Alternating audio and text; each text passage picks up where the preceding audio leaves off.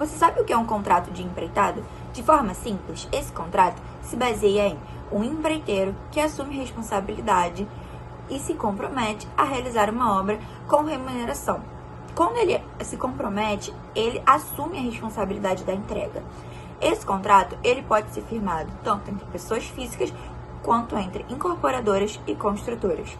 É importante ressaltar que o empreiteiro atua com autonomia, ou seja, ele pode realizar pessoalmente o serviço ou contratar terceiros para que entreguem para ele. A empreitada está prevista no artigo 610 a 620 do Código Civil, mas também pode ser encontrada no artigo 34, 78 e 455 da CLT. Outro detalhe importante é que a direção do trabalho pertence ao empreiteiro. Ele pode contribuir apenas com a mão de obra ou também fornecer os materiais necessários para a execução.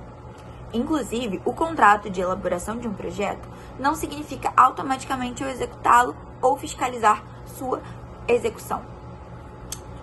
Sobre a obrigação dos materiais falado um pouco antes, a obrigação de fornecê-los não é presumida.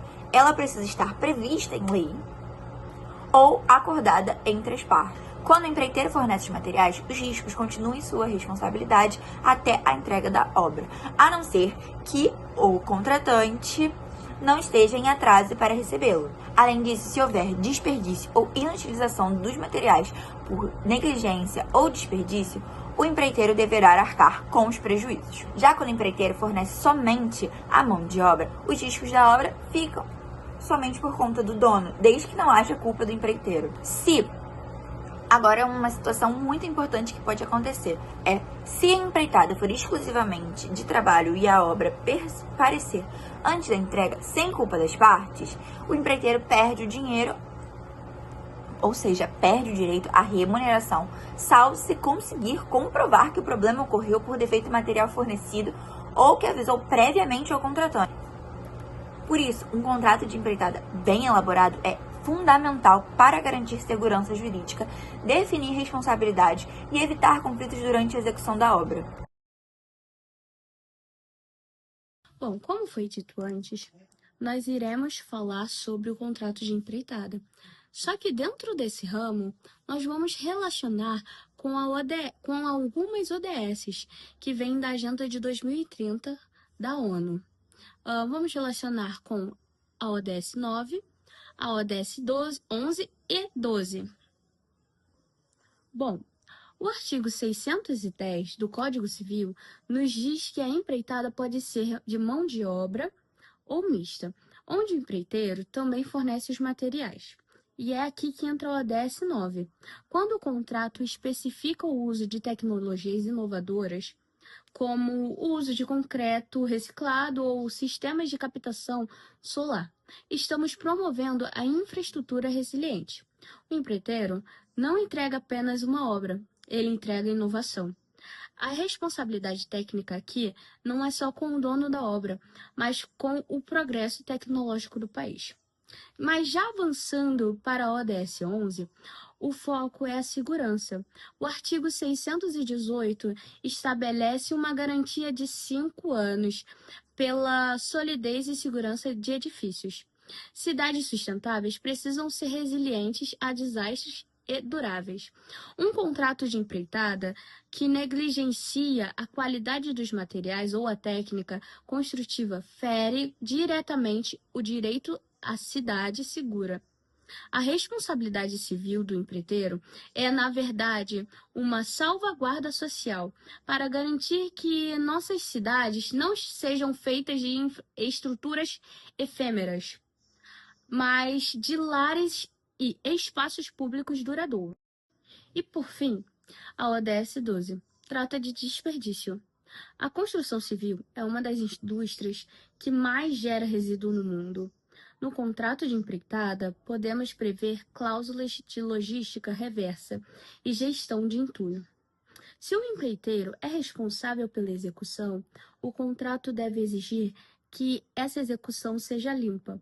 O uso racional de água no canteiro e a redução de perdas de materiais não são apenas economia financeira para as partes, são obrigações éticas de consumo responsável que devem estar documentadas no papel.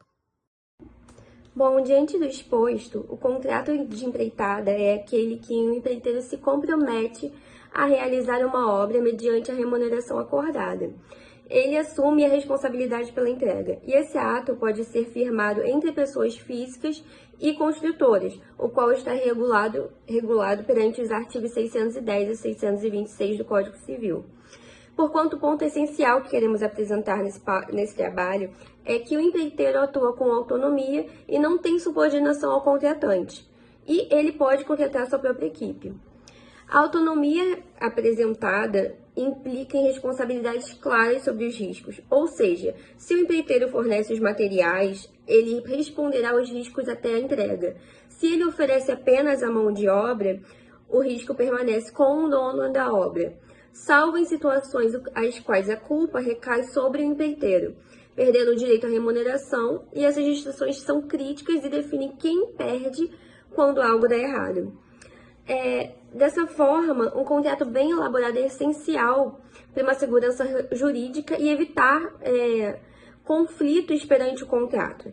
Ao formalizar um contrato, é fundamental esclarecer quem fornece os materiais, quem assume o risco e qual a responsabilidade de cada um presente no contrato.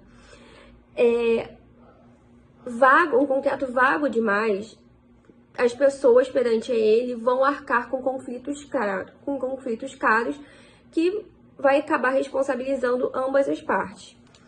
Agora, conectando com a realidade contemporânea e relacionando com a ODS apresentada,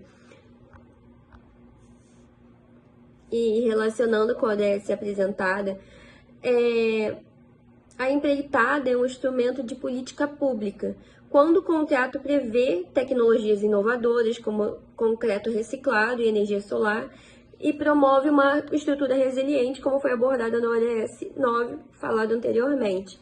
A garantia de 5 anos por solidez e segurança, amparada pelo artigo 618 do Código Civil, protege as cidades duráveis. E também uma estrutura mais resiliente, que também está pautada na ODS 11.